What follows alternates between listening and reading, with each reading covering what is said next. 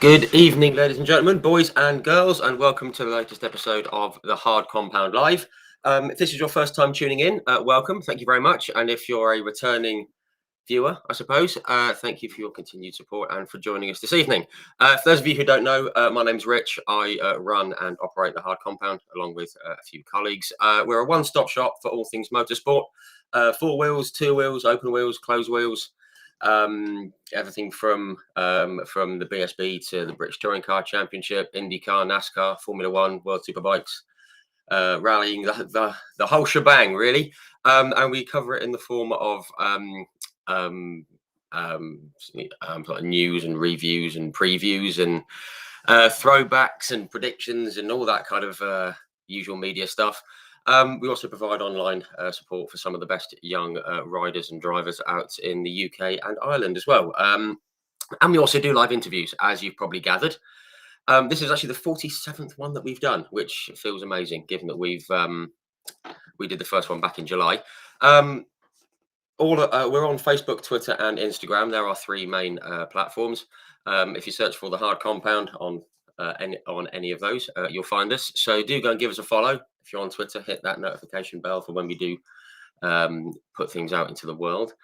All of our live interviews are also on our YouTube channel. Again, just go to YouTube, search for the Hard Compound, 3 words, and they'll be on there. And and they're also saved in the video section on our Facebook page. So, who have we spoken to? I'm not going to name them all because I can't. But we've been lucky enough to speak to some real legends of motorsport. The likes of, I think Mario Andretti is probably the biggest guy, the biggest name we've had on. Absolute honour and privilege to speak to him. We've spoken to David Brabham. We've spoken to Dick Bennetts, lots of the touring car drivers, past and present, the likes of Andy Prio, Tom Coronel, Matt Neal, Steve Soper, John Cleland. From across the pond, we've spoken to Indy 500 winners and IndyCar champions, people like Ari Lyondike. We've spoken to Danny Sullivan. We've spoken to the brilliant Mr. Willie T. Ribbs. We've spoken to many people, and we've spoken to a couple of people from the two-wheeled world, namely Bjorn Esment and 6-time BSB champion Shane Byrne. So if you like the sound of any of those or more, head on to our Facebook or YouTube, check them all out. There's loads on there, all very interesting, all amazing people. But we mentioned Bjorn Esment and Shane Byrne from the British Superbike Championship, and that brings us very nicely on to our guest this evening. He's been riding around on 2 wheels for a long time, and he's pretty good at it. And he's been in the Bennetts British Superbike showdown, shootout, whatever you like to call it, this season. Didn't quite end the way we all wanted it to. I was personally cheering for him. I've been a fan of his for a while, but very much looking forward to speaking to him, hearing about his career and the last few years in the BSB and thoughts for the future. So without any further ado, I'm going to bring in our guest this evening. Please join me in welcoming Mr. Christian Iddon. Hello. And here he is. Christian, how are you? Yeah, good, thank you. Yeah, really well, thanks. Yeah. Good. Thank you very much for coming to join us. As I mentioned, you're only the 3rd bike guest that we've had on. And I've been trying to get more on, but obviously you were top of the list, having spoken to Shaky and Bjorn. So thank you for sparing your time this evening to come and have a chat with us. Much appreciated. Yeah, no stress. It's nice to be on. Done a few of these sort of things before, and they usually pretty good crack. So yeah, it should be good. Yeah, well, it's something different to do, isn't it? And it gets you out of watching Coronation Street in my case. So so no, it's great to have you on. Obviously, we're going to come to your career and everything, but firstly, how's the hand after your spill at Brands? Because we spoke off air briefly. That was a big one, wasn't it? Yeah, had a massive crash to end the season, which is it was kind of the story of my year, basically being taken out by people. I think I've been actually physically took out 5 times and taken off track 2 more times, which is really, we're used to bar banging. It's not a problem, but for some reason it's just been above and beyond, or it's just been unfortunate that just seems to be me that seems to have got the brunt of it. And yeah, the last one that we had on the very last lap of the last race of the year, I just got taken out, cleaned out massively by Danny Buchan. But the way that it, first up, I didn't know anything about it other than I was flying through the air. So it was more of a shock when you crash and you're not ready for it. You don't crash well. Yeah, and first thing I knew, I was upside down. And when you've got time when you're upside down to think about what's going on, then you know you've been flying for a while. So wow. It was a worry, but away with it in the main part. I broke a bone in my hand, but really nothing that's a problem. So yes, that's no issue. I rattled my brain quite a lot, or I really feel like I did. It's strange because there was no marks on the helmet other than the usual sort of gravel rash, but nothing, no signs of a heavy hit. So I think it's just some kind of concussion from taking a hard hit. Not I don't mean an impact, but I mean like a rattle in the brain sort of thing. So yeah. I was certainly a bit slow for a few days. Wasn't able to get my sentences, really well, and sort of couldn't think of the next word in my sentence. So yeah, struggled a little bit. Still getting headaches. But no, I think we're all good. No, good. Well, that's I mean, I don't want to say it's that it's only a concussion, because obviously that's a serious thing. But obviously, from the way it looked, I think we all thought it was going to be much worse. So yeah, really glad that that it wasn't as bad as it looked, I suppose. Me too. In terms of what came out of it. Yeah, well, I'm getting married this Saturday, so that would have been a really bad thing if I was, all bust up and had plasters on here, there, and everywhere. So yeah, I feel fortunate that that the end result wasn't a major issue, other than it's really frustrating. It did have championship implications, and there was just no need. So it's just seems to be the story of the second half of the year, really. So it is what it is. It's one of them. Danny, no doubt, didn't mean to run into the back of me. No one wants to, but at the end of the day, he did. So yeah, kind of a weird one. It was strange because he didn't actually know I'd crashed, and so the first time he knew that I'd crashed was he was actually walking back to the pits, and someone had inquired about how I was, and he had no idea. So then he came running back down. Oh, so wow. Then he, when we were in the ambulance, he said that he'd lost the front on the way in. So I wasn't really fully with it. So I just sort of, I wasn't really engaging in conversation too much. But I remember him saying that. So when the onboard footage came out, I was fully expecting to see a bike hit me, not a bike with a rider on it, i.e. I thought he'd sort of already crashed or was more out of control than what it looked. But I think it was just a momentary lapse in concentration, or being a bit too overeager. But it certainly, the video footage didn't show what I expected it to show. Right. So yeah, it is what it is. We got away with it, but yeah, I'm fortunate that I got away with that one. It was probably the biggest crash, in terms of how big it felt and how bad it felt. So really fortunate to get away with it, big time. Yeah. As I said, it certainly looked a big one, but the main thing is you're okay, and you're okay for the wedding. I did see that it was mentioned on socials, and I thought, oh my God, I've grabbed the guy just before his wedding. Felt a bit bad, but we'll be fine. But no, glad you're all okay. Just want to turn my attention very quickly to the comment section. Hello guys, thank you to everyone who's tuning in. Aaron Orris and his daughter Peyton, one of our back riders, cracking little rider. Peyton, she's going places very quickly. She's on board with OMG Racing, I believe. Ian Gordon, Chris Boak, David Button, William Hintz, Thomas Day, and Philippe Leclerc. Everyone, thank you everyone for your comments. Do put some questions in. We're going to try and throw them in when we can. We've got a few things to get through. But put some comments and some questions in, and we'll get to them. And if you want to tell us where you're tuning in from, then that'll be fun as well.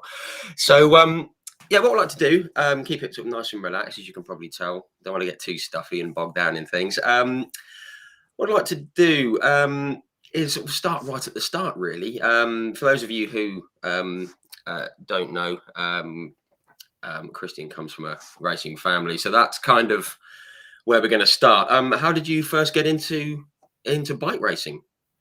Pretty much, as you said, racing family. You know, if your dad does tennis, then you do tennis. If your dad plays football, and you know, within reason, you tend to follow whatever your parents are interested in. So that was the case for me. It was more that I was born into it. So from day dot, I think in my first 12 months of life, my dad was doing Grand Prix and World Superbikes at the time, so I would go along with them. So I was basically traveling child.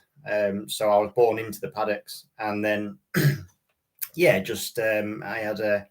was on a motorbike at the age of 2, and that's it really. Started racing at 6, and that's kind of how it starts, doesn't it? My dad retired about the point that I could start racing. I mean, well, actually, no, that's not true. My dad was retiring, I think, at the point when I was born, and sort of feathered off his career as I was growing up in my younger years. And by the time I started racing, he was fully finished. So It kind of one sort of feathered into the other one reasonably well, I think. So I think it worked out all right.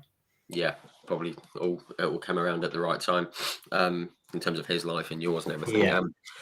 I've just got a note here. Is it true that you went to was it like Vallelunga, just a few weeks old? Obviously you won't remember, but is that true? So I've just seen a note, something floating around saying that when you were like 8 weeks old, you were packed off to a World Superbike event. Yeah. I mean, like I said, from basically coming out of the hospital, I think I was pretty much off on the calendar. So it's funny actually, because my granddad passed away not long back, and my mum's been sort of sifting through quite a lot of stuff, and she sent me a picture of a piece of paper which was all the countries and circuits that I'd been to in my first 18 months, and it is quite impressive. So I was traveling the world before I knew I was traveling the world. So obviously I don't remember any of it. But we did.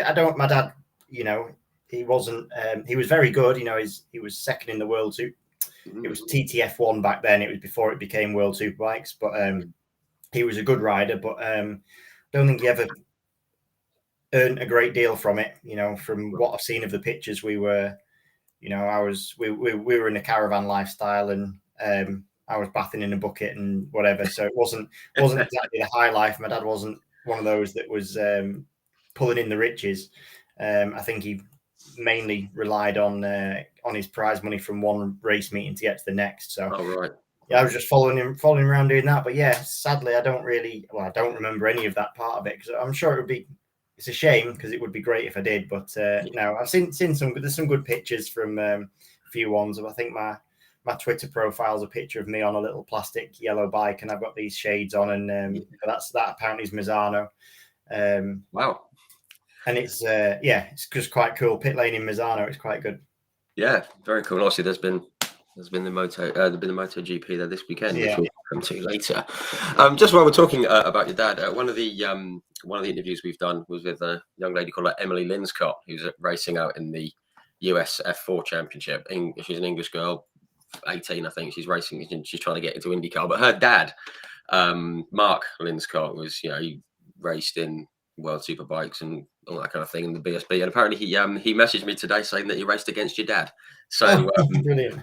If you speak to your dad, Mark Linscott, I'm sure Mark will say hello. So but there we go, blast from the past. So obviously you were, as you say, you were born into it, and you're on a bike and everything. I've got again, just in the notes, you went motocross racing when you were 6. That's when it really kind of started. When did you think, I really want to have a go at this properly, and why motocross? There wasn't ever really a point when I thought I really want to have a go at this. It was just that I was never off a motorbike. It was just there. and in the UK, I think it's changing now. Although there's new rules that are starting to bring in with how young you can get on certain bikes and this, that, and the other, which is obviously a very new thing. But certainly in the UK, we're a bit behind the times in terms of how quickly you can get on tarmac. So the natural and normal route in the UK is to go motocross racing. You can do that from 6. So I did that, and I was reasonably good at it. I won a British Youth Championship at it. I was probably good enough that if I carried on, I would be like a professional, but it would be really difficult to be professional in terms of it. I would be sort of scraping by every year. You know, that the guys that I was racing with back then that I was equal to, they've all gone on to have careers in the sport, but not the top. And motocross is a seriously hard game, so I was never going to be a champion of anything major, that's for sure. But I could have sort of held my own at it. But yeah, motocross is really difficult sport. You know, you have to be on it non-stop, and it's really gives the body a beating. So motocross is something that we stuck at for quite a while, and at the end there was just too many injuries. My parents were trying to get me out of it for quite a while. Neither of them are pushing. My dad, I think his end goal was always to try and take me tarmac racing, but he knew, or his philosophy is that if I'm not interested, if that's not what I want to do, then I'll never ever be any good at it, because you've not got your own drive. So he was waiting for the day that I turned around and said, I want to ride on tarmac, and that day never really came. So yeah, it got to the point in motocross that I was starting to override the bike I was on. It was, like I said, I was quite good, or I was good, but not the best. And I think that frustrated me, and I had a lot of crashes, a lot of injuries. There came a point when there was an awful lot of injuries. And yeah, my parents really wanted me to stop, but I didn't. So yeah, we carried it on up until the point when sort of we saw Supermoto emerging, and that was sort of the first time that I had a little bit of interest towards something different. Right. And I had a quick read on your page just during the week, doing a bit of research, and it basically alludes to the fact that you were just nagging your dad to have a go, because he was out racing, and you were just nagging him, saying, "Oh, you know, you want to have a go on the Supermoto, get out on track, and and try tarmac riding." And he said it was just, and there's a line that says that it was almost inevitable that he was going to give in and let you have a go. Yeah, well, it was at the time actually when my dad bought the Supermoto bike. So he decided I was gonna take a bit of time out. We were going to decide what to do as a family, because it was getting for a young lad, it was becoming a bit silly, the amount of injuries I was getting. You know, it was bad. My dad was running a downhill mountain bike team at the time, that did world and British championships. So he tried to get me involved in that, but I just didn't really have any interest in it. It didn't have an engine, so I wasn't interested in that. I did half a season of the British championships, but it just didn't really interest me. So they were always trying to get me to do something different. And then yeah, I'd broken my collarbone, and I was out for a few weeks period of time. And my dad decided he was going to go and have a go at Supermoto, and it just looked quite good fun. It was, to me, tarmac never really interested me, but this was something that was like it had a bit of what I was into. You know, it was on bikes that I'm used to, but had a bit of a tarmac element as well. So I went to watch a few races that my dad was racing in, and yeah, one day I'd just about got myself healed up, and we went practicing, or my dad went practicing somewhere, and he sort of let me have a go. And then the next week we entered the British Championship. What, in a week? Yeah, Wow. Yeah, it's not as impressive as it sounds, because the way that the championship worked back then, there was basically one championship, which was the British Championship. Right. But how it worked was, there's basically, back then it was in categories, so A, B, C, D, E. There wasn't really a qualifying system other than the championship position. So obviously I hadn't done any championship, so I had to start at the last position in the E group. So your A group is obviously your top of the championship, very talented riders. E group is literally your sort of not arrive and drive, but you're quite relative newbies. So yeah, I'd gone there, and from the back of the E group, I won that, and then you have to then start at the back of the D group. and I won that. And then you start at the back of the C group, and I won that. And then the back of the B group, and I won that, which I didn't think I was going to. I thought that was going to be a step too far. So so that all went well. And then we went to the next race and finally got a chance to go into the A group because I'd got a few championship points. So the trouble is there's only 4 races. So obviously the first time I could only ever get to the Bs. So finally managed to get to the A's. And I remember my dad in practice, I was going around with A.D. Smith and Warren Steele at the time, who were, both within the top 3 in that championship. And my dad, I came in after practice. My dad was panicking, telling me I needed to slow down because it's too much. And honestly, I don't know why or what, but it was just easy is not the right word, but it sort of is. It was just easy to me. It just naturally was. I didn't feel out of shape. It felt perfectly fine riding with these really talented guys that had been doing it for a while. And it just something clicked with me. So it worked. Just kind of came to you. Yeah, it worked. And, Supermoto at the time was going through a real boom period. The end goal, by then we had started thinking about tarmac racing, but we didn't have enough money to go that way anyway. So Supermoto was always going to be a way to learn my skills on tarmac. So as in a cheap way to do it.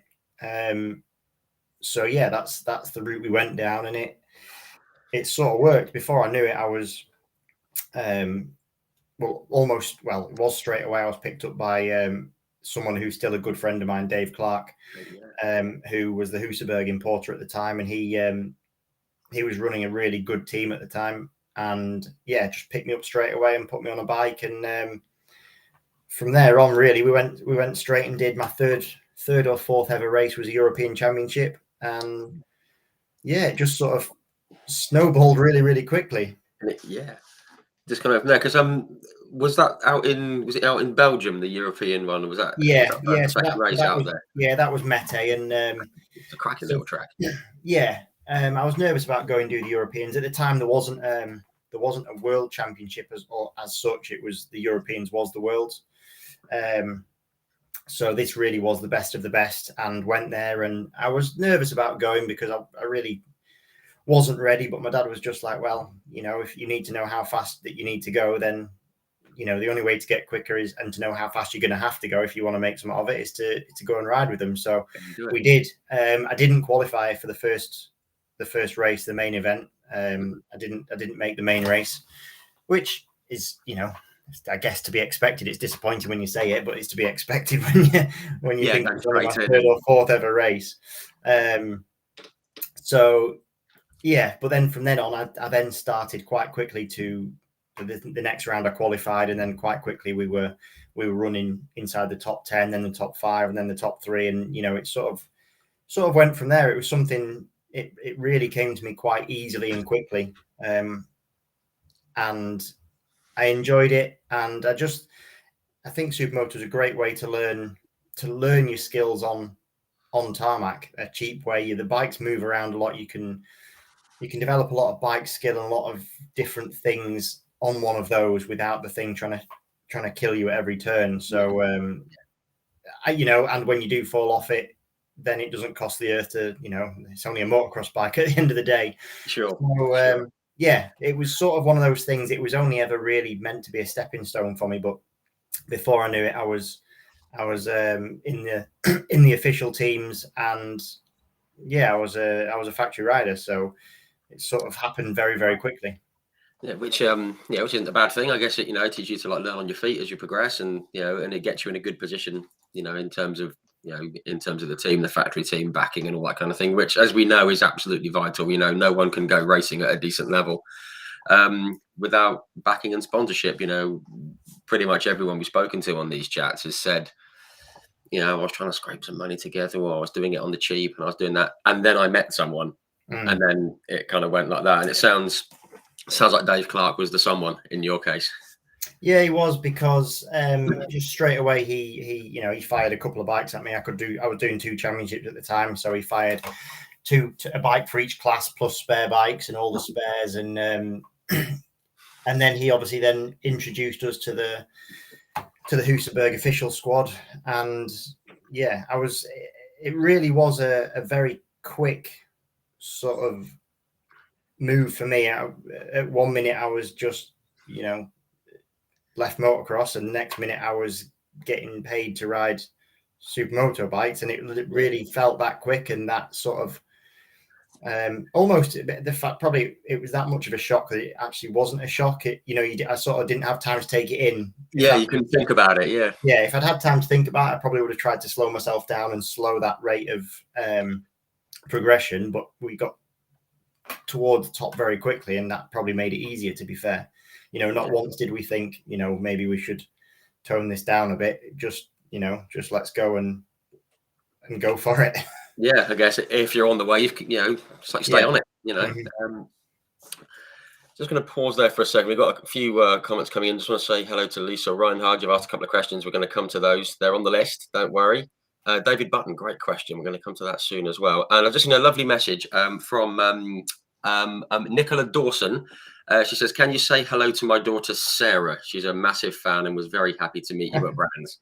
Hey, Sarah. I think you've probably just made her evening. Lovely, thank you. And Ian Gordon, we've got your question as well. So we're going to come to those very soon. So yeah, you've gone on to the Zuppin Husqvarna team, onto the World Series and everything.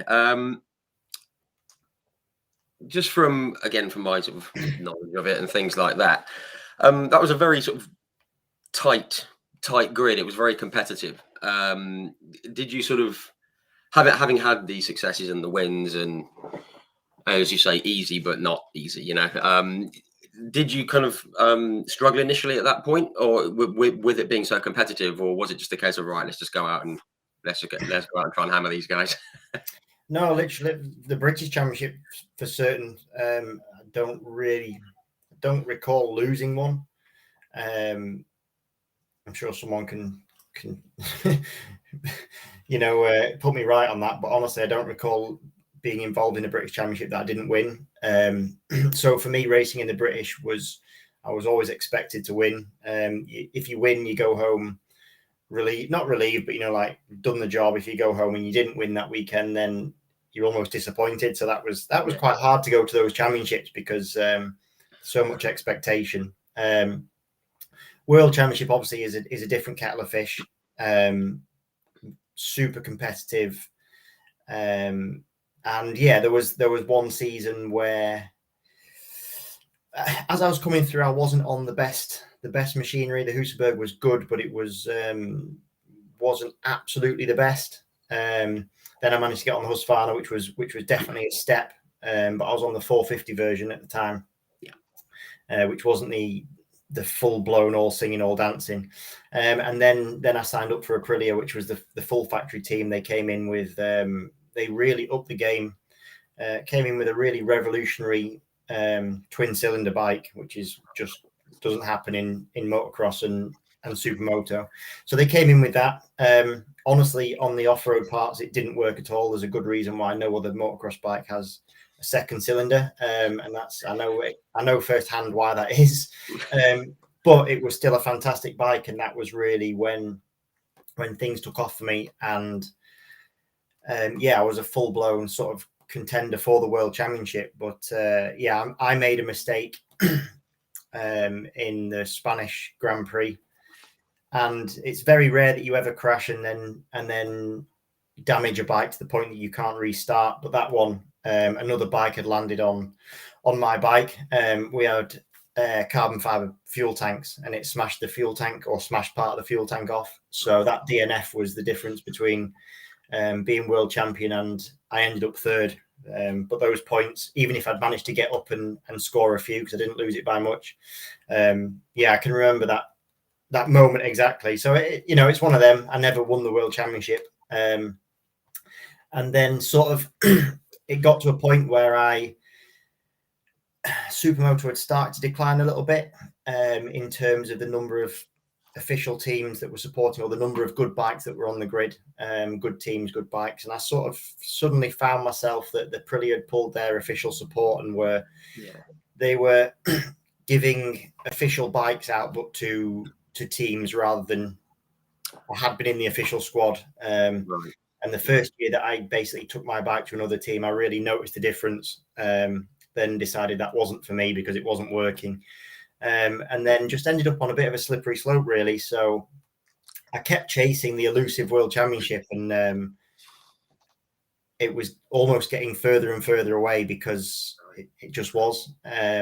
So yeah, at that point, the thought process more had become to try and get into tarmac. I was fully aware that I'd stayed longer than I ever planned to in Supermoto, just because I was earning a living riding motorbikes. So it was a very hard thing to leave. You know, it was certainly, the British was easy to me. Riding the bikes was, you know, I could finish top 5 in a world championship with relative ease. You know, why would you ever want to leave that sort of thing? So I knew that taking the plunge and going into short circuits was going to be a big thing, but I also knew that it was going to have to be at some point, because you know, you'd never get any younger. So I knew that I had to do it at some point, and then if I didn't succeed, then I could come back to what I knew. Sure. So there was like a safety blanket if the like a safety net if the leap didn't work. Yeah, within reason. I mean, what I'd started to do by then was, when I was with Aprilia, they'd given me a Tuono, which I raced in club racing in the Thundersport Championship, which was quite a good bike for me because it's almost a Supermoto style. You know, it's a sit up and beg bike. You know, the competition was, well, for me, you know, it was hard enough because I didn't really know what I was doing, but it was, you know, it was only low level, club level stuff. But then I'd also, when I was with KTM, I did the RC8, or some rounds of the RC8 Cup. So they allowed me to do those races, and I sort of feathered into the short circuit stuff by getting my Supermoto teams to give me bikes that I could go take short circuit racing.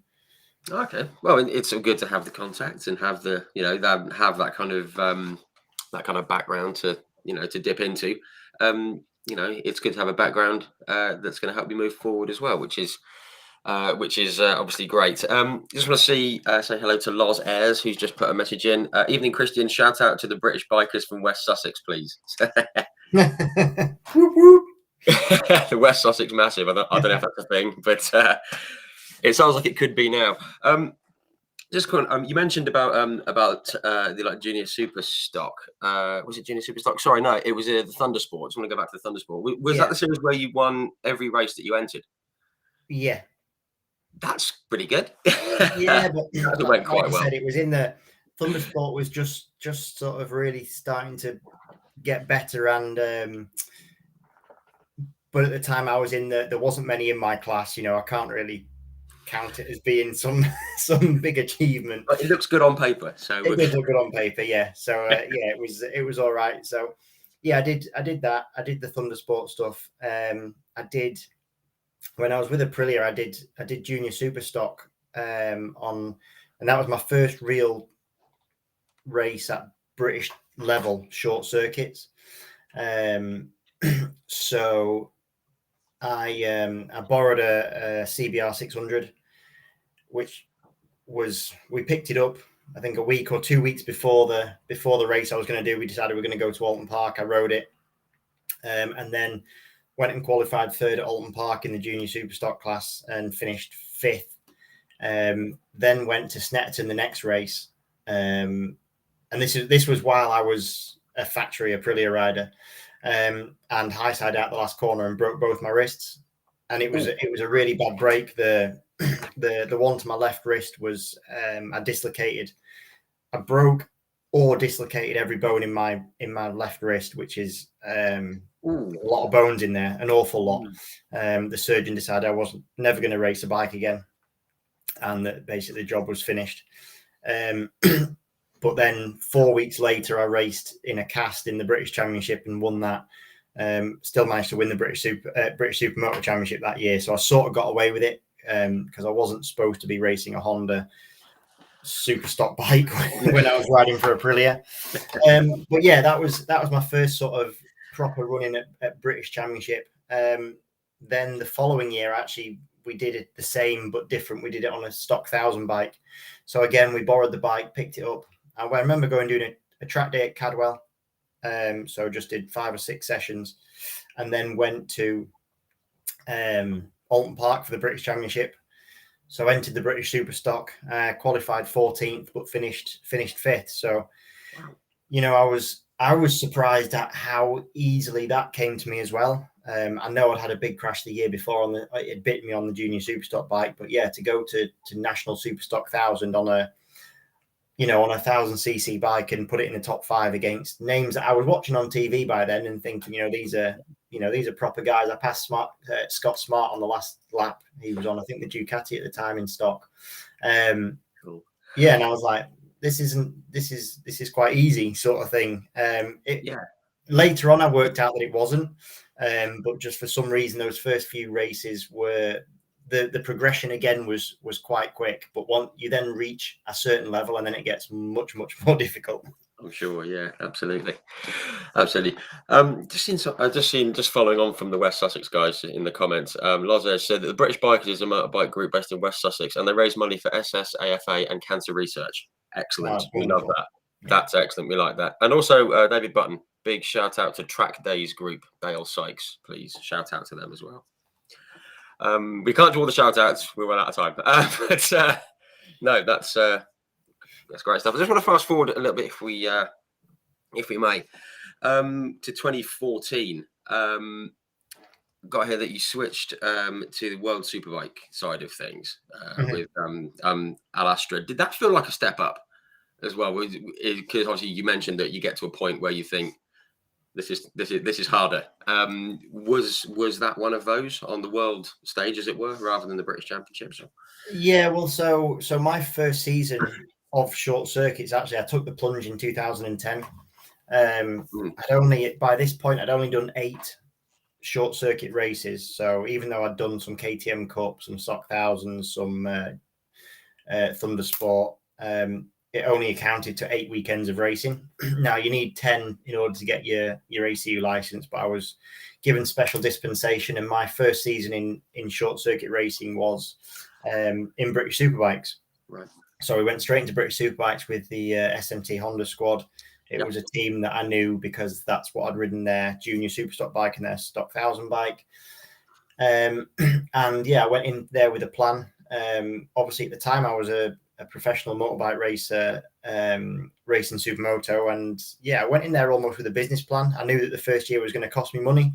Second year, I had to break even. And the third year, I had to come out with something in the back pocket. So, and if it didn't, then I was going to leave. So the very first year, went to British Superbikes, and yeah, it was quite good. I scored points in my first race, which was good. We went to the second round, which was Thruxton, and I outqualified Keogh, who was the champion at the time. Yeah. And again, we're thinking, wow, this is something really great. But the results were hard to come by, and as the season rolled on, it just got more and more difficult. I was struggling to understand the paddock. It's a much less friendly atmosphere than what I was used to. The teams were the team I was with was much colder towards me. There's a lot more on the line. The bikes are worth a lot of money. There's a lot of things riding on it. And we split with the team, or not we. The team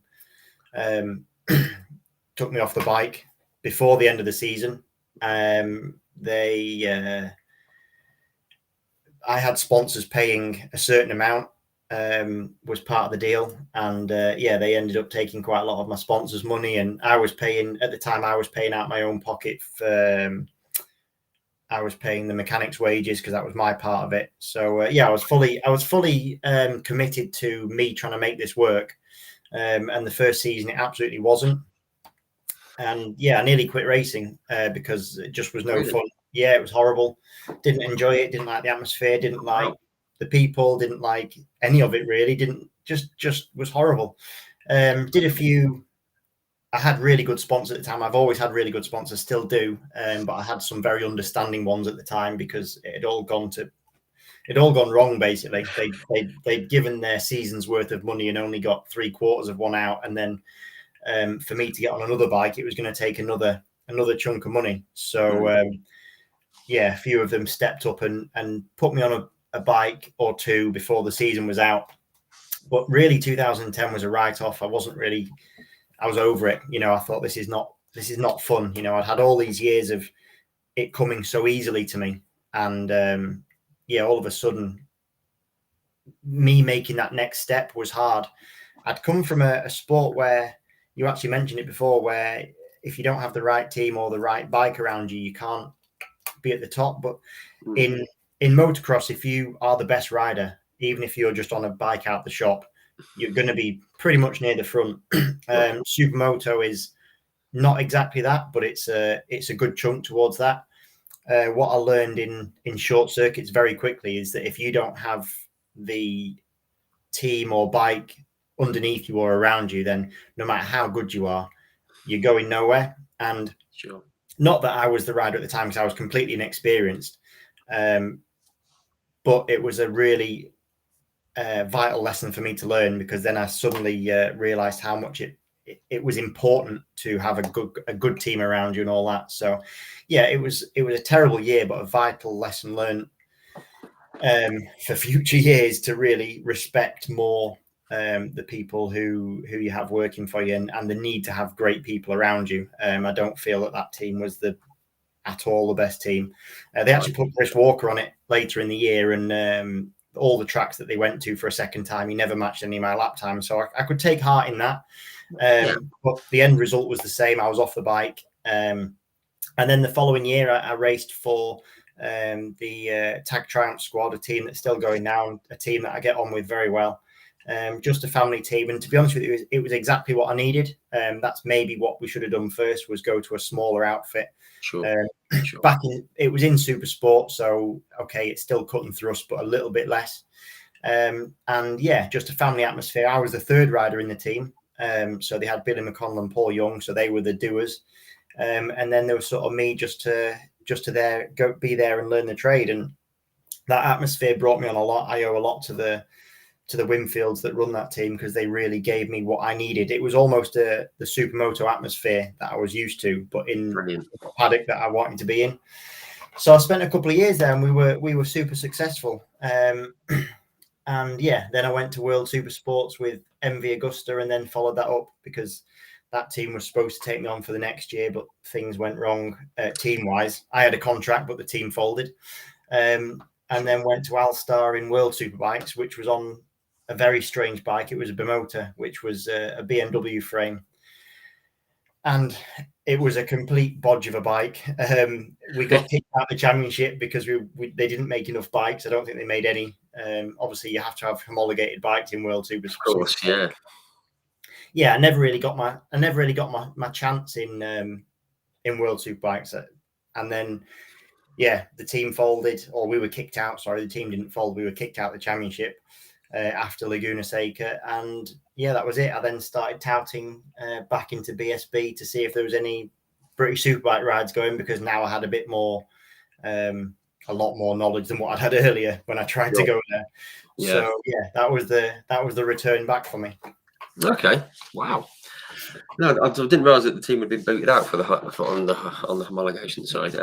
You mentioned Laguna Seca there. I want to come back to that later, because what a circuit. And then you came back to you had a one-off race at Assen, wasn't it? I think it was it. Yeah. Assen. How did that come about? And was there something in place for the following year?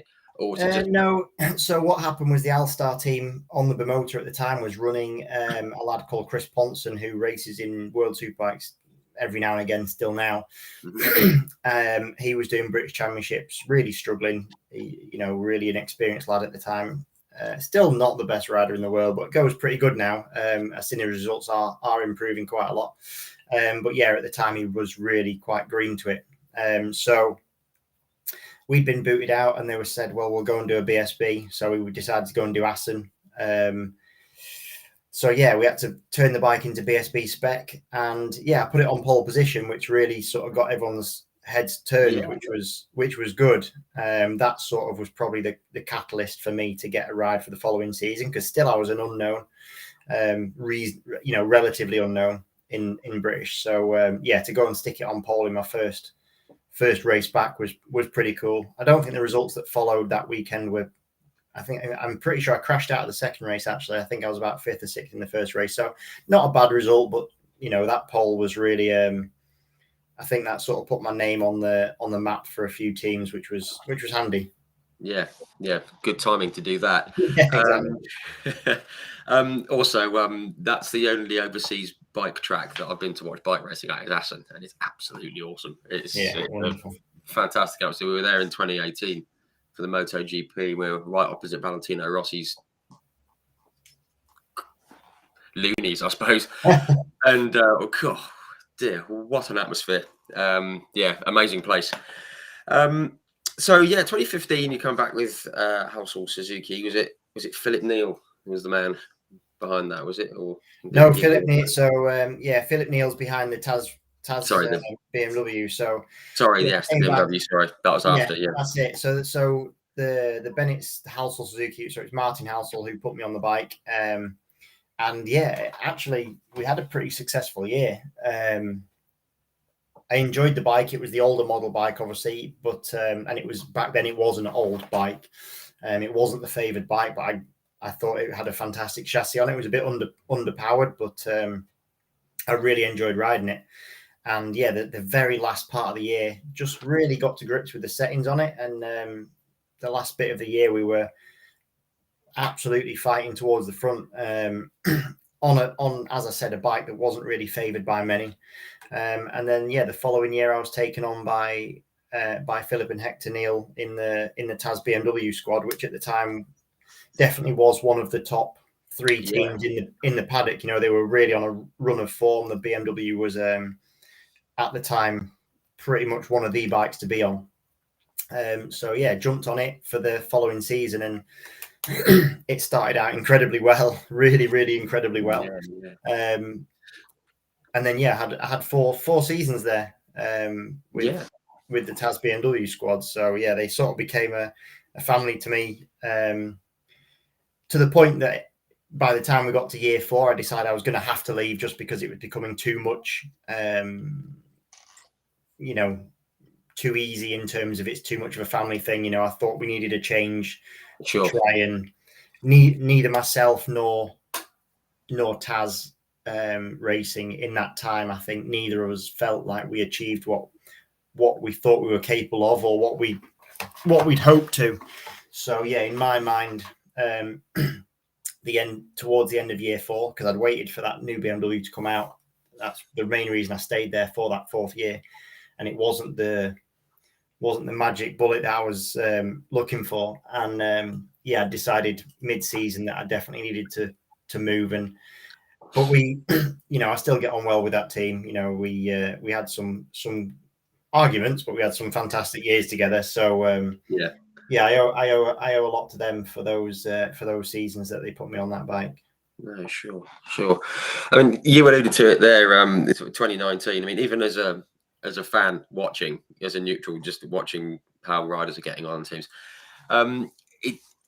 even as a fan, it was frustrating looking in, because you could see that the bike was there and you were there, and it never quite came together the way, it was one of those where you think he's going to win this one, and then something, it just didn't quite. And was that how it felt to you? Did you think, well, everything's in place here, but it's not quite knitting? Yeah, it was just that there was just something missing all the time. Actually, 19 was probably one of the more difficult ones, because 19 was the year of the absolute Ducati dominance. We would get races where it was literally them and us, and I was pretty much always one of the front or one of the front of the us, but that was never a nice place to be. When I first jumped on the bike, the BMW, the older version, it was fantastic, and it was a great bike. Then every year riding that bike became more and more difficult, and I was waiting for the new BMW to come out. And then 2019, when it came out, it wasn't the great thing that we'd hoped for, and Ducati that year had just come out with something absolutely incredible. 19, I decided that I've waited this time for this bike, and it's not what I need. And as a team, we, maybe there's something missing between us, and not to say that that's the team or me, but between us as a package, it just wasn't happening. So we were always there or thereabouts, but at the end of the day, we don't go racing to be there or thereabouts. So I had nothing lined up.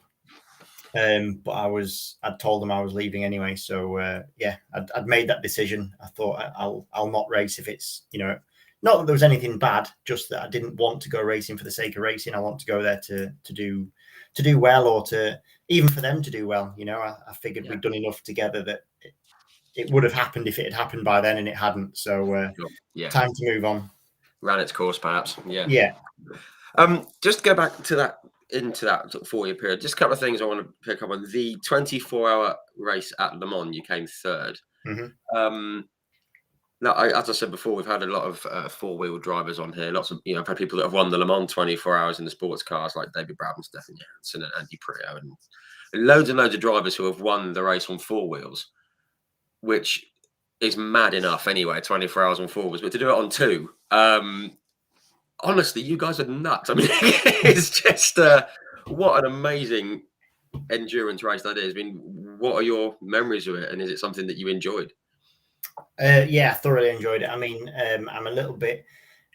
That's my kind of thing. I'm quite into not necessarily endurance sports. I'm quite into pushing the body and mind to go places that you don't always think you can, and realizing that you can.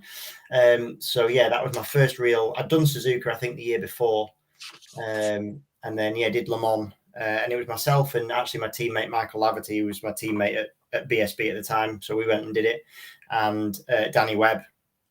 So I really didn't know what to expect too much, because I'd never done a 24-hour race. The first thing is that 24 hours is an incredibly long period of time. I know it sounds obvious, but it's really long period of time. When you're in the middle of it, it feels it is crazy long. So yeah, we'd qualified quite well. We were on a pretty good bike. Everything was pretty good. And Michael, who never crashes ever in his life, crashed on the second lap of the 24-hour race, which we couldn't believe it. Thanks. Now, and he picked the bike up, but was stone last. It was only a little tip over. Picked the bike up and carried on. What we didn't know is it damaged the handlebar. So when he finished his stint, a stint is about 50 to 55 minutes. When he finished his stint and handed over to me, on my first lap out the pits, the handlebar snapped off as I braked down the end of the back straight. Thankfully, It's the only place with a tarmac runoff. So on my first lap, I came sort of hobbling back to the pits, and obviously the team weren't expecting me. I had one handlebar in one hand with the clutch pulled in. The clutch was still attached to it, and rolled into the pits, and obviously they weren't expecting anyone. So we had a terrible start. Absolutely, well, not stone last, because there is other teams that have issues as well, but we were basically well out of it. Then Danny Webb crashed and dislocated his shoulder just at the start of the night stints as the sun had gone down.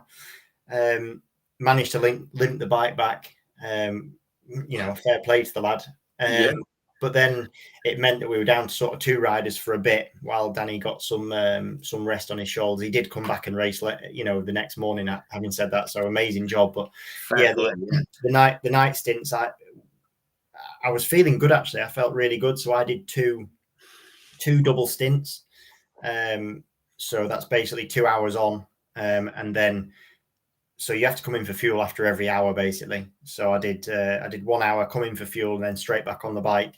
Come in for fuel is 20 seconds. So there's no time for a drink or anything, just off the bike, back on. And then Michael did his stint, and then that's an hour. And then again, I did 2 more hours on the bike. So it's quite long. But then during that, I set my fastest lap at night. I set my fastest lap about 3:45 in the morning. As you do.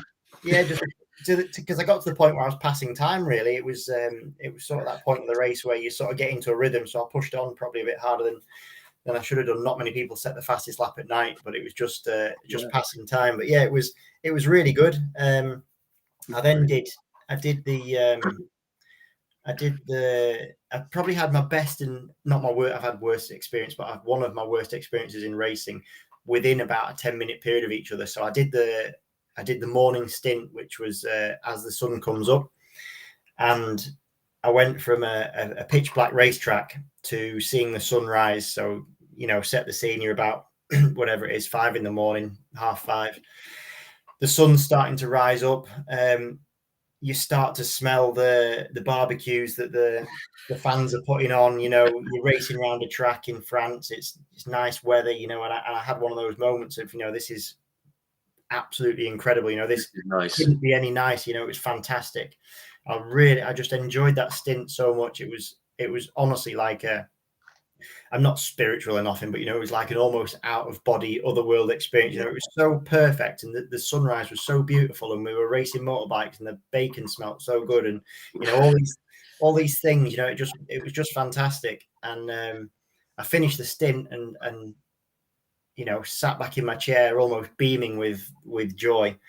And I sat down, and then I thought, flipping out, this race doesn't finish till 3:00, which meant there was another, 8 hours to go. And already I was in my head, trying to work out how many stints that was for me. I'm thinking, well, that's 3, maybe 4 if Danny doesn't ride, and sort of that was the wind went completely out of my sails. But no, we finished it good. And yes, Michael was on incredible form. He was so fast, and I'd done a good night stint, and we just dragged ourselves back into contention and put it on the podium. And it's pretty amazing. It's like doing a season in one day. Exactly one day.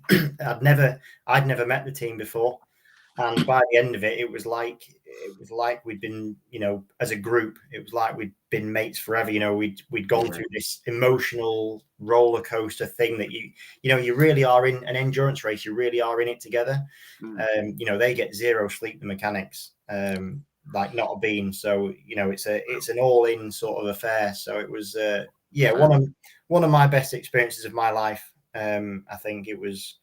Which is easy to say afterwards. There was definitely points where it was one of the worst, but it was when you've done it, it's unbelievable, fantastic. Yeah, wow, that sounds awesome. I kind of want to go now. As a fan, obviously, I don't want to. I can't. I sort of just want to go and have some bacon at sunrise and watch some bikes. That sounds pretty good. No, brilliant. No, thank you for that. That was very cool. Just bringing it back, back to the BSB. You said you decided you're going to leave the BMW team. Obviously, you mentioned the Ducatis were incredibly strong. Scott Redding had just won the BSB title and had gone off to World Superbikes, where he's obviously doing very well. Did you expect to get the call from them? Join them. I certainly didn't get the call, that's for sure. So it's kind of strange because I'd never once had I contacted Birdie, and I had actually got wind that someone had told me that it bugged him because I was the only rider that had never contacted him about a ride. Right. And I never felt the need to, never nothing. And I was working at a friend's. I had no ride for the following season because I'd opted out of doing it. The season was still going on at this point. And I just said to my mate, I said, "Oh, do you think I should message him?" So he's like, "Yeah, well, why not? You don't know." So I did. And a couple of days later, I went to the workshop. And he was always very honest and open with me, and basically said, "Yeah, he really likes me as a rider, but it's just not going to happen." You've got to understand, at the time he had Scott Redding, who'd just come out of MotoGP and was this big, bold, brash figure with a big following, and I was me, who'd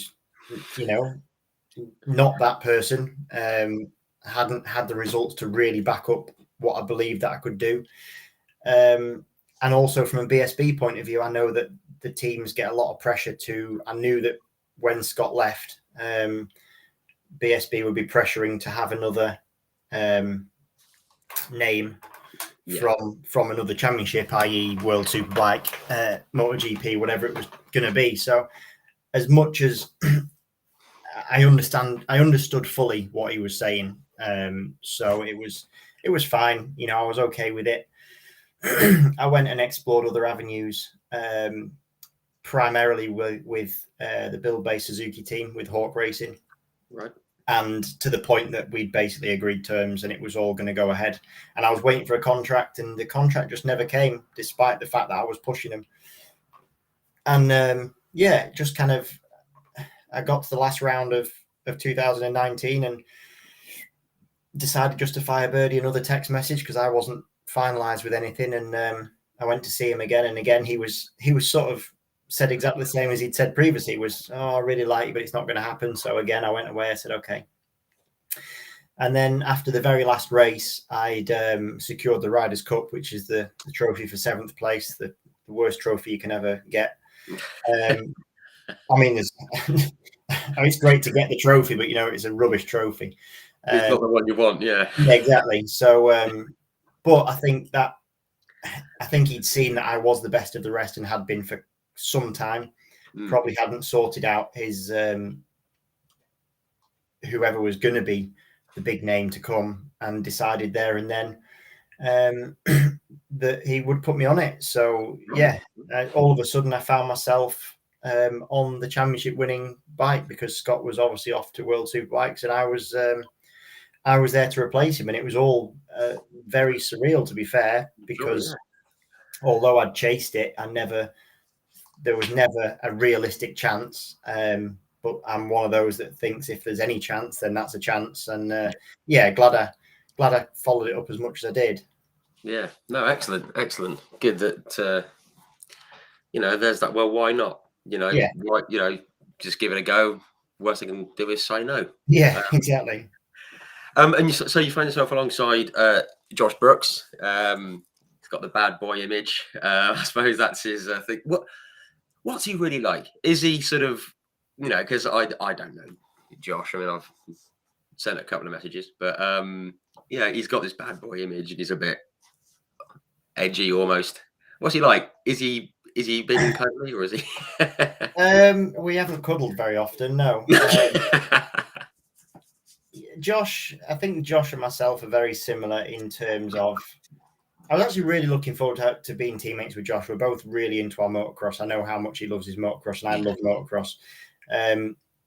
We're also both similar-ish, I think, in characters that we are. We're quite quiet in a way, and not sort of brash and that sort of thing. I was really looking forward to being his teammate.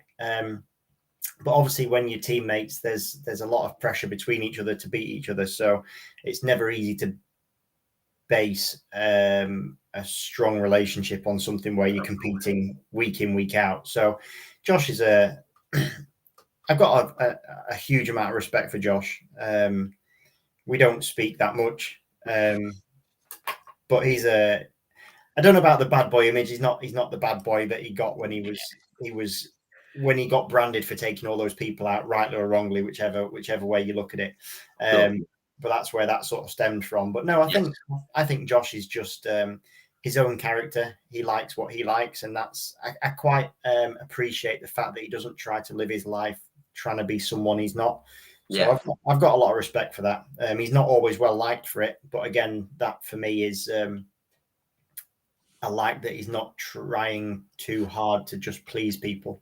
Yeah, he's just being Josh Brooks. Yeah, exactly. We definitely have our differences, and that really came to light in certain moments in the last couple of years. But we're not friends, but we're not friends. It's just he's there and I'm there, and that's how it works. Yeah, smashing. That's a good way to approach it in my book. So just get back onto on track. Again, I've had a quick look, and you had a strong start. I've got 4th, 8th, and 4th in your first round at Donington over those 3 races. Decent start. It was obviously clear that the bike was a good bike. It was a championship winning bike from the year before. But one of my standouts from last year, obviously it was a rubbish year for a number of reasons, off track, COVID, and all that kind of stuff, was your win at Snetterton. That first win. How did it? Well, that sounds like a silly question, but how did it feel to get that win? Because it was a very, very popular win. There's a lot of people chuffed a bit for you. Yeah, I mean, obviously you alluded to it. That year was obviously marred by the old coronavirus, which was just crazy. I genuinely thought, I'm not even going to get I've got this great opportunity, and I know there's a lot of worse things going on, but like you think of the things that affect you, and I thought, oh my God, I'm never going to get to race this bike. But then actually, when I got on the bike, I hated it. I didn't gel with it one little bit. Yeah, I was so incredibly slow. We did our final pre-season BSB test. I think it was even a week before the first race at Donington, and we tested at Donington with all the other BSB guys, and I was in the bottom 5 or 6 riders, and that was all I had. And I was honestly just thinking, I just didn't know what was going on. I couldn't work out how to go fast on that bike. I qualified something like 14th or something like that in the race that weekend, which was absolutely me hanging apart to do it. Couldn't understand it. And it wasn't until the first lap of the first race of 2020, we'd done all that testing, and obviously it was a late start. And it just clicked, and all of a sudden I was running at the front and battled for a podium in the first race, which, considering how slow I'd been all through pre-season testing, was a very welcome surprise. And then managed to box off a win pretty quickly in the year at the next round at Snetterton, which was just it was for a split second was a weight off my shoulders. It was there was relief, pleasure, but then it sort of, that was, we were then on 3 races a weekend, so that was the Saturday race. Yeah. By the time I'd crossed the line, by the time I'd got to turn 1 on the cool down lap, I was already thinking that we had 2 more to do tomorrow, and it was almost underwhelming. Right.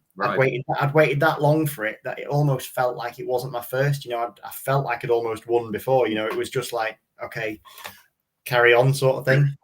And we had a really strong 2020. The podium run that I had was really, really good. Yeah. Gosh, we got to the last round, and it was I think there was 5 riders that could have won the championship. I ended up 3rd. The 2 Yamahas around brands that year were superb, and Josh was incredibly superb around there. He was the only one of anyone else that could take it to them. Yeah.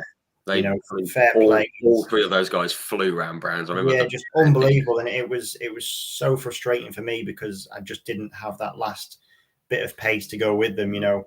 I certainly didn't go down without a fight, but if you actually watch it, it looks like I did. It just looks like they just, sort of creep away from me, and you think, well, just try harder. But believe me, there was no more trying to do. So ended up 3rd, and which was it was good. It was good. It would have been nice to have gone at least 1-2 for the PBM team, but 1-3 on the year was a pretty strong year for the team, for myself. I boxed off 8 or 9 podiums in the year in a condensed championship. It was a good one, really, really good one, really positive.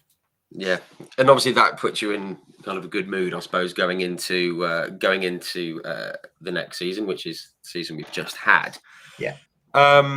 Again, you start with 3 second places and a win up at Knock Hill this year. Just a quick one about Knock Hill. Again, we mentioned, got a lot of people who follow the page are into the car racing and stuff. I've been up there to watch the touring cars, and it's nuts on 4 wheels. Cars are flying through the air, which obviously doesn't happen. What's it like on a bike going through this chicane and slamming on the brakes into that hairpin and things like that? Because the uphill chicane bit, it's a cracking bit of track to watch, but it must be amazing to ride. Yeah, it's I think it's getting a bit small for the championship now. I enjoy it. I enjoy when we go testing there. But it's one of those tracks where you really need a good qualifying, and you can get out front. If you can run your own pace, it's not so bad. If you're in the pack, it's hard on a 230 brake horsepower motorbike.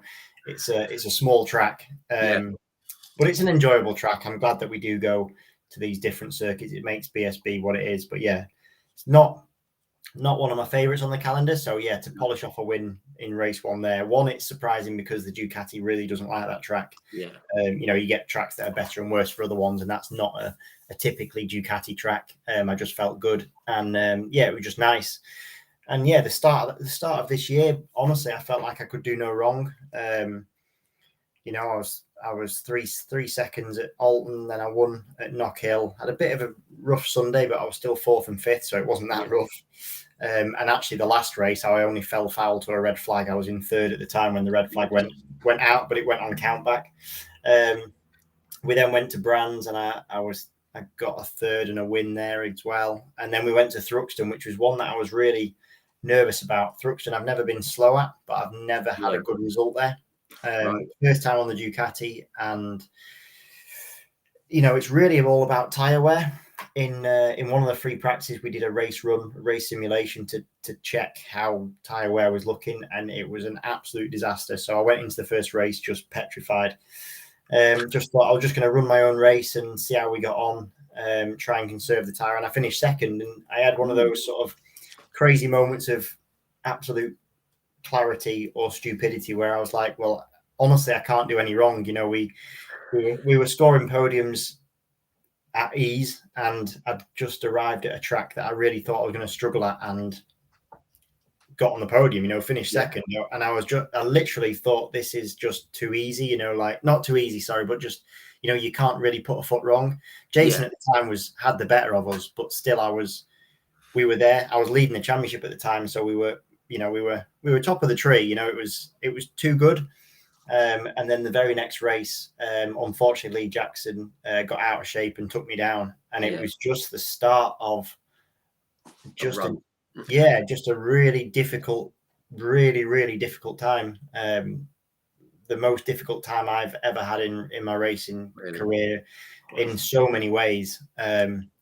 And that was the start of it. It wasn't his fault. Well, it was his fault. He crashed into me, but you know, he was out of shape. He was trying to stop, and I was just unfortunately in that part of track. You know, every now and again a mistake happens, and sadly, you know, and that, not that was the start of it. That didn't cause everything else, but that was just the start of just a really strange period for me. Yeah. I mean, I feel kind of bad because I was at that on the Sunday at Thruxton. I was sitting at the chicane with my dad, and they said over the tunnel, which I didn't realise at the time, that was your first retirement in 33 races, and I thought, I haven't been bike racing for a couple of years, probably since Assen in 2018, I think. And then I rock up and you fall off. I'm thinking, or you get taken off. And I just thought, it's your fault. Not only was it my first retirement in all that time, it was actually the very first time I'd fallen off the Ducati.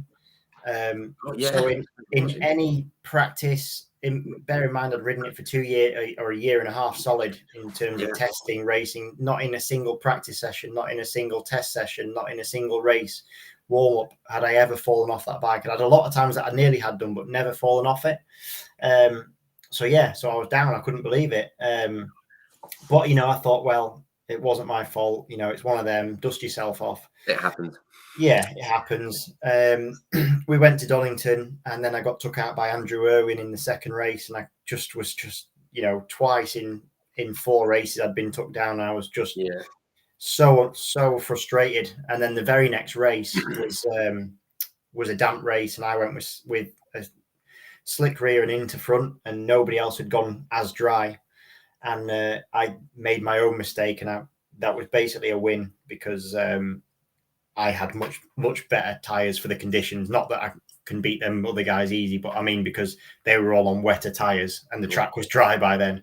So it was going to be, you know, it was a win on the cards, and I lost the front down craner, and that was my first mistake, you know, real unforced error crash. And that's probably one that I really rue over the season, was losing the front down there, because it was stupid. I had enough race left, and I was a second a lap quicker than anyone on the track at the time. Right. And I just forced it too early for no reason, and went down. And so I had a double DNF on the Sunday at Donington. Yeah. So I've gone from never falling off the bike and not having a DNF in 33 races to having 3 in 5. 3 in 5. And it was just a complete snowball. We then went to Cadwell. I struggled a bit. I then crashed out of second place on my own again. You know, my fault. Crashed out of second there. Just just a really strange. Went to the next race at Snetterton. I remember that Josh was using the hard compound rear tyre, and he was super fast on it all weekend, and I'd been really struggling for pace. So in the first race, we sort of made a knee-jerk reaction to try what he was doing because he was making it work really well. And I crashed on the first lap of the race, and it was just, honestly, just it didn't rain. It fully poured. It was just a rotten run, wasn't it? I just remember, again, as a fan looking in, you just, I don't know how many other fans think like me, but I was just sitting there watching it going, what is going on? It was just, it just seemed to be, every little thing just seemed to be going. Yeah, exactly. And that's exactly as I was feeling as well. It's just like everything really just couldn't catch a break. It was just a difficult time. There was things going on at home. Between Cadwell and Snetterton, I'd lost my granddad, which I was very close to, and it was difficult. Just a difficult time. I'm sure everyone that has been through something similar, and it's hard. And you can never take your home life to work, but it's hard not to. It's a very passionate sport we're in, and yeah, coupled with that everyone wanted to run into me, and when they weren't running into me, I was crashing on my own accord, and I'd also managed to get myself a little bit sick in the middle of the year, which was really, really making things difficult for me during the racing. And that's something that I'd noticed had started to happen from Thruxton. Actually, a little bit at Brands, but Thruxton definitely started. And by the time we got to Cadwell and Snetterton, it was really a big problem for me. But yeah, just before the showdown started, we knew we had to start to turn it around. I put the things in my personal life were starting to resolve themselves. I was building up ahead of momentum again a little bit. That the Saturday at Snetterton was probably the lowest point that I've had. And yet on the Sunday, we came back in the final race and were somewhere near a podium. So that was the start of, I knew I was almost assured of being in the showdown by then, because I had such a good run at the start of the year. Yeah. All myself and my side of the garage wanted to do was try to regain some momentum. Sure.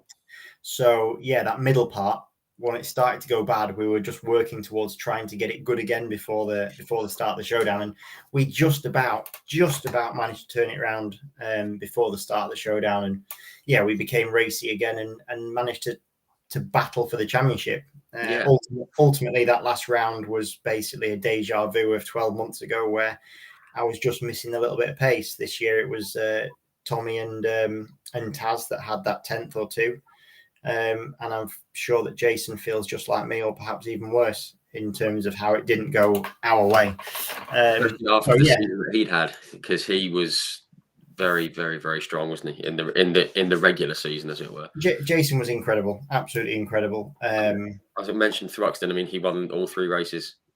Yeah, when we were there, and I think it was race 2, the first race on the Sunday. He just went, and it was a masterclass, wasn't it? He was unbelievable. I led the championship from round 2 to round 4, but he was just the middle part of the season, the start and the middle part of the season, just absolutely unbelievable. Yeah. And yeah, we all know what we sign up for. We all know the rules. The rules are that you get to round 9 and then you start again. Or not start again, but you know what I mean. We have the podium credits. So it's not that we don't know, but it just, it happened that we turned up at the final round, and there's only 20 points between the 4 of us, or 21 points, I think it was, between the 4 of us. And literally, if any one of us had woken up that weekend and felt good on the bike, because that's basically how it happens. When something clicks, when you have weekends where it works and you have weekends where it doesn't. And that weekend, Taz and Tommy clicked, and myself and Jason, we didn't not click, but we didn't click to the point that we could compete. And that's basically the long and short of it.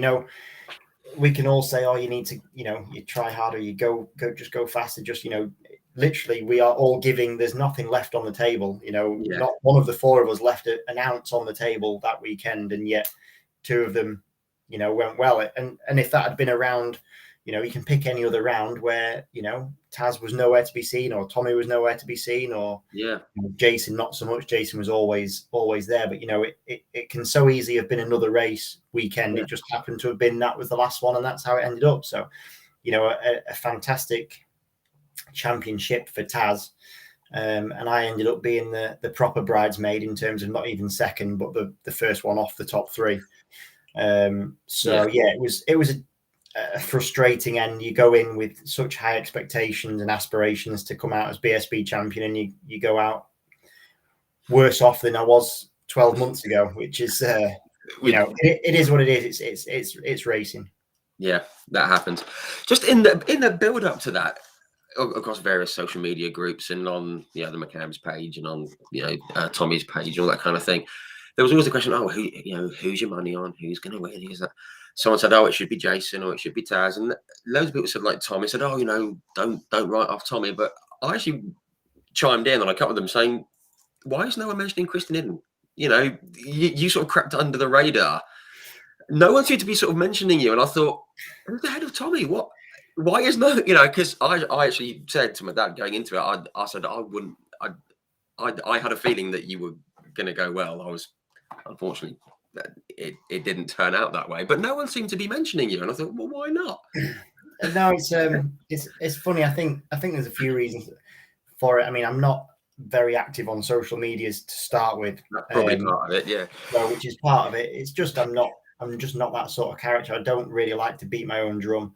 And yeah, it's a shame because I probably should interact with people more, because I do really appreciate the support I get. I've got some really lovely fans and stuff like that, and I do read things and then sort of forget to reply to a lot of them, which is not the way to do it, but I do read them.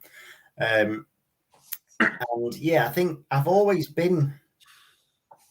I remember once, you know, I was leading the championship, but even on the Tyco BMW, and it was about all this dark horse rubbish and underdog, and you just think, at what point do I become not the dark horse or not the underdog? And it does frustrate me quite a lot. Sure. Even in team environments, I've always felt that teams are looking for someone that's to take over my spot and to take it to the next level. The whole time when I was at Taz Racing, I had an incredible number of teammates, and I got the better of every single one of them. And you know, you still sort of get the sensation that they don't trust in you to do the job at hand. Having said that, it then becomes even more frustrating to me, because what I prefer to do is try and do my talking on the track, so I don't do much talking anywhere else. That's the best place to do it, isn't it? Yeah, and that's why you're there. However, when I then come out at the end of the championship and I'm fourth rather than first, then at the end of the day, I'm wrong and those people are right. So that's a big frustration to me. But big frustration.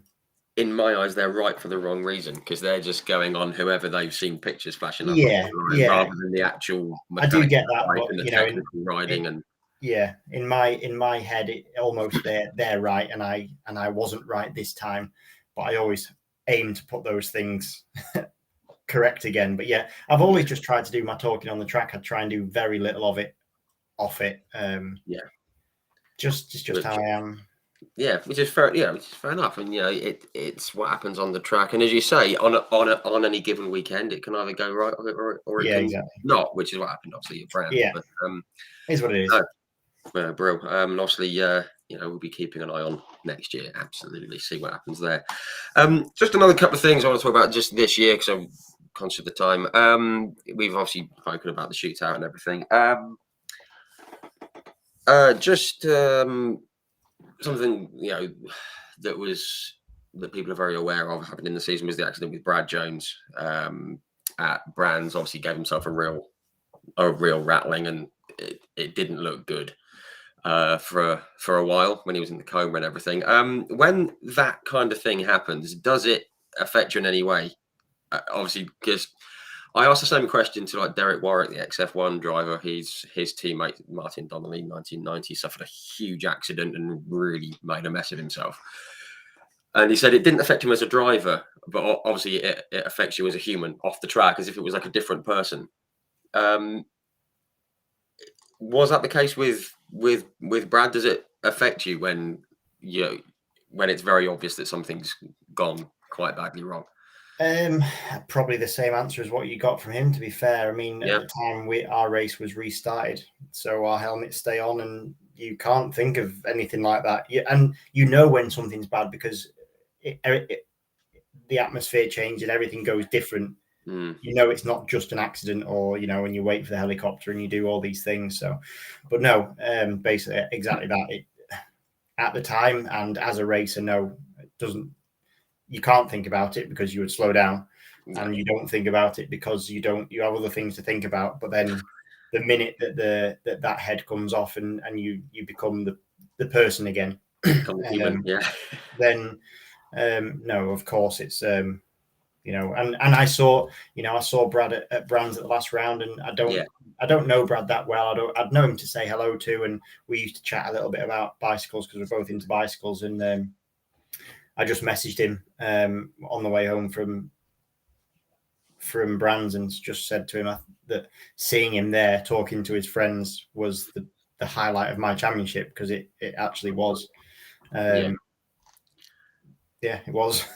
Yeah, I was going to, and I think a lot, there was some pictures of him going around on various social media, and everyone was just saying it was almost like, okay, well done, Taz, this weekend. Congratulations on the championship. But that's the best thing we've seen all year. That was excellent. Yeah, it was incredible to see him. Yeah, very, very nice to see. Obviously, another thing this year, we've got Valentino Rossi's hanging up his helmet finally. I'm not going to lie, I'm a huge fan of his. I've been for years. I'm one of those Rossi fanboys.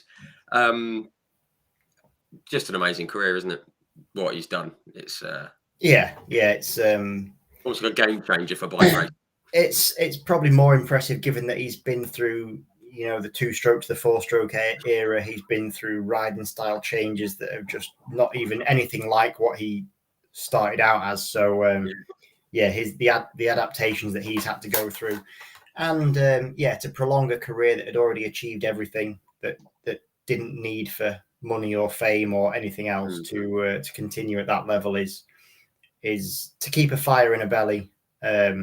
Is probably the most impressive thing in my eyes for a career like that. Yeah, absolutely. And there's that other lad, Marquez, who's going to probably do quite well. I think he might do quite well in a few years to come. Also, huge congratulations, to Fabio Quartararo, who's obviously won the MotoGP this weekend. So yeah, very cool. Right, just going to do some very quick, fun questions before we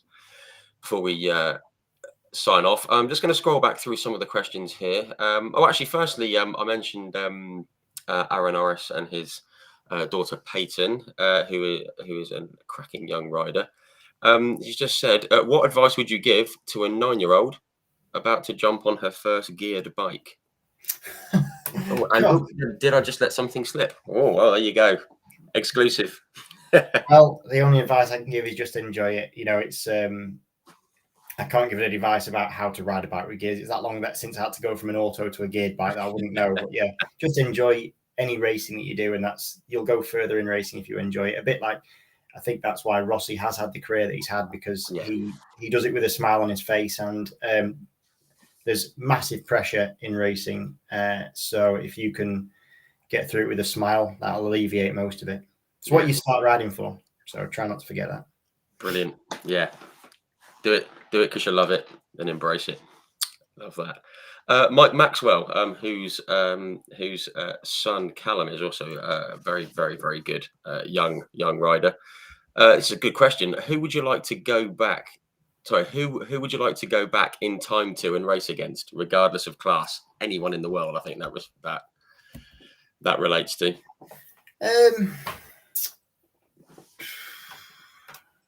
Good question. Very good question. Maybe Bayliss. I'm a big fan of Troy Bayliss. I think he was an incredible rider. Bayliss, I reckon. Yeah, that would be something else. Mainly because he's number 21 on a Ducati, so we could fight it out for who gets to ride the number. Yeah, you get to keep the number. Yeah. David Button, this is a question from earlier. Can you foresee racing without petrol? I think that's going down like the hybrid and all that kind of route. Yeah, and actually, I think it's going to happen quicker than we I think it has to all be the know. future, isn't it? I think. Yeah, I think it's. I went on a journey in an electric car the other day, and it was a very long journey because we had to stop a lot of times to fill up. So I don't think we're ready for any of it yet. But actually, racing causes less problems because we only race for a short period of time. So racing, Yeah. you know, yeah, I'm not exactly an environmentalist and all that, but you know, at the end of the day, I race motorbikes and use up fuel and tires and all sorts like it's going out of fashion. But you know, I do think we have an obligation to make sure that we try and keep the planet as good as we can. Yeah, absolutely, absolutely. Ian Gordon, it's a good question. Do you ride a motorbike on the road, and if so, what do you ride? No, I don't actually. There you go. I've passed my test. That's the only time that I've ever ridden on the road is when I was doing my test with the instructor and doing the test itself. And then yeah, never ever ridden on the road other than that ever. Wow. Okay. Wow. I think there's a lot of races that don't ride on the road. We get our kicks on that, and I kind of prefer having a roof over me with a radio and heated seats and whatever it is. Agreed. I did see recently, I think it was Jonathan Ray. It was Jonathan Ray. He's obviously won one or two things. He's just passed his road biking test, and it was just the most baffling thing. He's there with the high vis going. Yeah, it's really common for us either not to have a test or not to use it. Right, just a few questions that I've got here. What was the best bike you've ever ridden? Probably the MV Agusta World Super Sport bike. It wasn't the best. It needed a faster engine, but honestly, that thing, you could put it anywhere. It made me look good in the corners. I must admit, it was just honestly just a joy to ride. It turned like a super motorbike, which is what I was used to. You know, so agile but so planted. It was incredible. Probably because it had no power. To be fair, that always makes a bike handle better. But yeah, it was an incredibly incredible handling bike that was. Smashing. Is there a bike you'd love to have a ride on? Is there one? I'd like to have a shot on any MotoGP bike. I would like to, but a proper shot, not a few laps. I think they take a lot of time to understand, but I would love to know what is the pinnacle of our sport and how close could I get to the top guys. I may not do a lot of talking, but I do have a lot of self-confidence. So I would love to know. I really would love to know. I'd love to know how they feel. Yeah. That'd be a pretty cool thing to see. Have to get the cameras out for that one if that happens. That'd be great. Just in a nice comment here was actually going to be a question that I was about to ask from James Shiraldi. I think that's right. Apologies if it's not James. Firstly, he says thank you again for giving his son Tyler one of your knee sliders at Brands. Don't know if you remember that, but he obviously did that. So that's excellent. And James asks what I was going to ask. What was your favourite track that you've ridden, and why? Aston is one of my favourites. I just think it flows beautifully. And yeah, there's Supermoto. There was a track in the Czech Republic which I loved because it was a rallycross track, and actually the dirt section was a big, basically flat out sort of flat shale section, and it was just amazing. I loved it.